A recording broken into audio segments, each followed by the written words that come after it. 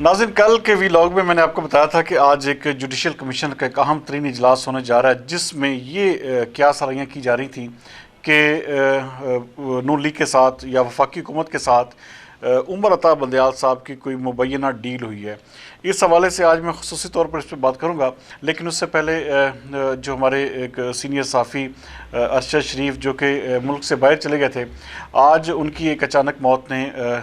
दिल यकीनन दहला कर रख दिया। जो भी परदेश में लोग होते हैं, परदेश में जिनकी मौत वाक़ई होती है, तो यकीन माने ये दुख वही जानते हैं और उन्हीं को पता होता है कि उनके घर वालों पे फिर क्या बीतती है और फिर किस तरह से ये सारा मंज़र जो है, किस तरह से इंसान किस तरह भुलाता है। तो ये इंतहाई मुश्किल था, लेकिन जिस तरह के एक पार्टी के कुछ लोगों ने इसको बराह रास्त हमारी हुकूमत के साथ बल्कि रियासत के साथ जोड़ने की एक भोंडी कोशिश की, उसकी जितनी भी मजम्मत की जाए कम है। इसको अरशद शरीफ के वहाँ पर एक नागहानी कत्ल को आप ये देखें कि इस चीज़ से जोड़ा जा रहा है कि जी लामहला कोई ऐसी शायद हमारी रियासत ने कोई इस तरह की कोशिश की है कि उनको वहाँ पर जाकर जो है मारा गया है। ऐसा बिल्कुल भी नहीं है। हमें कम अज़ कम इतनी गैरत होनी चाहिए कि हम अपने मुल्क की फोर्सेस को कम अज़ कम इस सियासत से दूर रखें। जिस तरह के अगर वो न्यूट्रल हो ही चुके हैं, तो हमें कम अज़ कम इस चीज़ का जो है अब ख़ुद ख्याल करना चाहिए कि हम इस तरह की नाजायज़ जो सियासतबाजी है, ख़ास तौर पर ऐसे इदारों को जो हमारे इंतहाई तकद्दुस और वक़ार वाले इदारे, ख़ास तौर पर हमारी इस्टेब्लिशमेंट या फ़ौज, तो इस तरह कहना, इस तरह करना, अभी तक कोई भी इन्वेस्टिगेशन, पुलिस नैरोबी की क्या कह रही है कि जी हमारी पुलिस की जानब से एक बाय मिस्टेकन जो है ना ये एक मर्डर हुआ है, तो हम लोग इसे क्या कह रहे हैं, हम कह रहे हैं कि जी नहीं जी ये हमारा जी वो एक शहीद हो गया। तो एक बिल्कुल एक अजीब किस्म का जो है हमारा सिर्फ़ और सिर्फ हम किसी तरह से भी ये नहीं चाहते कि हमारा मुल्क स्टेबल हो और हमारे इदारों के ऊपर जो है कोई उंगली ना उठे, लेकिन हम मुसलसल इसी कोशिश में लगे हुए हैं कि हम अपने इदारों को पोलिटिसाइज़ करें और जो न्यूट्रल हो चुके हैं उनको भी इस गंद में जो है हिस्सेदार बनाएं। बहरहाल जो उनका मर्डर हुआ है, यकीनन उस पर दिली दुख और अफसोस है, क्योंकि वो एक बेहतरीन साफ़ी था। और लेकिन ये साफ़ियों को भी अब ये सोचना होगा कि वो किसी का भी आलाकार बनकर किसी भी जमात का जो बयानिया जो है या किसी भी इस हद तक मत जाएं कि आपको इस तरह के ख़तरात का सामना करना पड़े या मुल्क बदर होना पड़े। नाज़रीन, ये आज कन्फर्म हो गया मुझे, मेरी ज़ात को तो कम अज़ कम, कि मुस्लिम लीग नून ने, मैंने मुबैना डील की बात की थी लेकिन ये कन्फर्म हो चुका है। अब जो अपॉइंटमेंट्स हुई हैं आप देखें, ये तो एक चलो बेहतर हुआ कि इस्लामाबाद हाई कोर्ट जो है वो अतर मीनुल्लाह साहब से खाली हो गई और वो आज सुप्रीम कोर्ट में उनकी बाकायदा तौर पर नॉमिनेशन जो थी वो हो गई है। उसके साथ साथ लाहौर हाई कोर्ट के जज हैं, एक और जज हैं। अब ये देखेंगे तीनों नाम, ये शाहिद वहीद साहब वो जज हैं जिन्होंने कहा था कि तोशा खाना के हवाले से कि चलें जी कोई बात नहीं, ये हो सकता है कि मियाँ बीवी ने कोई खैरात कर दी हो या सदका किया हो। आप अंदाज़ा करें कि ऐसे लोगों को सुप्रीम कोर्ट का जज बना दिया गया है। मैं कहता हूँ कि इसकी जितनी भी मजम्मत की जाए कम है। हम लोग ये समझते हैं कि जी ऐसा कुछ नहीं होता, लेकिन इक़्तिदार के लिए नाज़रीन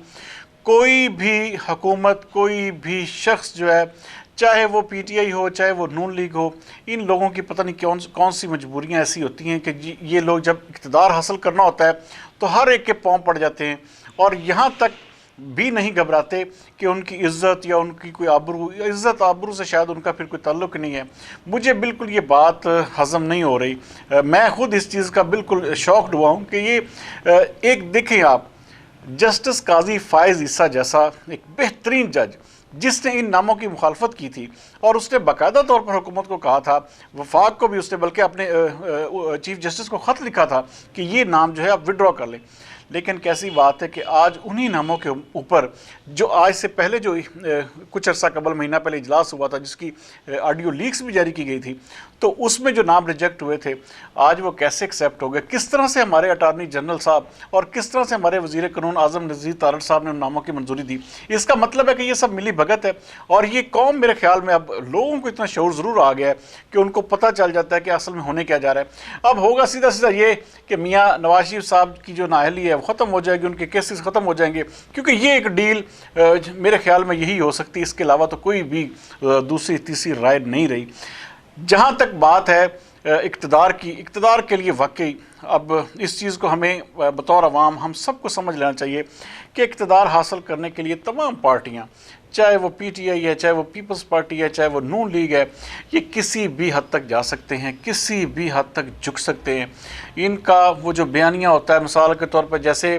مسلم لیگ نون کہتی ہے کہ ووٹ کو عزت دو، اسی طرح سے پی ٹی آئی کہتی ہے کہ جی غلامی نامنظور، اور جو ہے نیوٹرل جو ہے وہ جانور ہوتا ہے، تو وہ انہی نیوٹرل سے مدد مانگ رہے ہوتے ہیں۔ انہی جو ووٹ کو عزت دو والوں سے جو ہے میاں صاحب جو ہیں ایک ڈیل کے تحت یہ سارا کام ہو رہا ہے، اور ہم لوگ بے وقوف بنتے ہیں۔ ہم لوگ کہتے ہیں کہ نہیں یار، شاید کوئی اب ہمارے ملک کی قسمت بدل جائے گی، اب ہمارے عوام کے حالات بدل جائیں گے، تو یہ عوام میرے خیال میں ایسے ہی رہے گی۔ اس کے لیے ظاہری بات ہے کوئی بہت بڑا کوئی ایسا جسے کہتے ہیں انقلاب آئے گا، جس سے کم از کم یہ جو حکومت ہے، یہ جو اشرافیہ ہے، اس کی بجائے عوام کی حکومت ہوگی۔ اور جمہوری حکومت صرف نام کی ہوتی ہے، طاقت اور اختیار کی جنگ جو ہے یہ روز اول سے جاری ہو۔ تو ہمارا ملک جو ہے خاص طور پر اس چیز کا یہ اچھی بات تھی کہ ہمارے ادارے نیوٹرل ہو رہے تھے، ہماری اسٹیبلشمنٹ خاص طور پر، اور لیکن پھر سے آپ دیکھیں کہ ہم نے اقتدار حاصل کرنے کے لیے انہی کے آگے، انہی کے در پر جھک رہے ہیں، اور انہی کے ساتھ آپ مبینہ ڈیلیں کر رہے ہیں، اور انہی کے نامزد کردہ لوگوں کو لا رہے ہیں۔ یہ تو آگے چل کر آپ کو پتہ چلے گا میاں صاحب کہ یہ لوگ آپ کے ساتھ کیا سلوک کرتے ہیں۔ اگلے بھی لوگ تصدر میجے تو دیجیے اجازت۔ پاکستان زندہ باد۔